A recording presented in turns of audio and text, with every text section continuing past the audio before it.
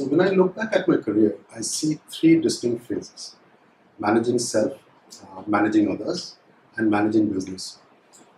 Today I'll talk about one habit or practice from each of these phases which I found useful. The first is to-do lists. When you start your career, you are primarily a doer. You are executing plans made by other men or women. It's important to execute and manage your time well, to finish on your task, and that is what results in productivity and success for an individual. I have maintained lists all my life. As I've gone up my life and my vista has increased, I have started making weekly lists, not daily lists. But when I make a list, I do it under two heads: a work list and a personal list. They usually become quite lengthy. I take a grid which I use mentally, which is the very commonly known urgent, not so urgent, important, not so important, and I prioritize my list and I put a small P against the ones which have to be done. When I started managing teams, I realized that I didn't really know much about how to hire people. I didn't know how to inspire people. So I just changed my gearing to reading more about people at work. And the interesting thing that happened is that a lot of beliefs that I had in my head started getting challenged. Let me give you an example.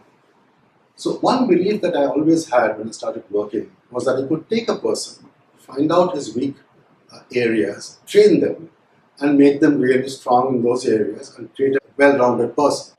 I read this book based on research that Gallup had done on 80,000 managers. It's called First Break All the Rules. Very interesting book, a lot of gems in it. But one of the things that the managers in that book believed, that it's futile trying to train people on skills they don't have. They believe that it is difficult enough to take someone's skill, which they're good at, and get the best out of that. So basically what they did, they found a guy who had a skill which was relevant to their job, and they just ensured that he got better and better at that skill. But that thought suddenly changed a lot of my thinking about teams. I figured out what are the skill sets I need, and I started hiring really skilled stars in that skill area. But we just got together all these different type of people, put them together in a team, and I started realizing that you could get really good results. The third habit, it's called I don't know. When I became a manager of a business, I realized that there were so many things I didn't know. I was surprised that people around me who are senior and working knew everything, or seemed to. When I took on my last role at the Economist, it was about figuring out a strategy for dealing with the disruption that the publishing industry was going through, which came primarily from the tech giants. I realized after some time that I got the dynamics of the market very well, because I read a lot. So that I got, but I really didn't get the tech. So I didn't understand what was agile development. I didn't understand what is the waterfall method. I didn't understand what's Java, what does Python do.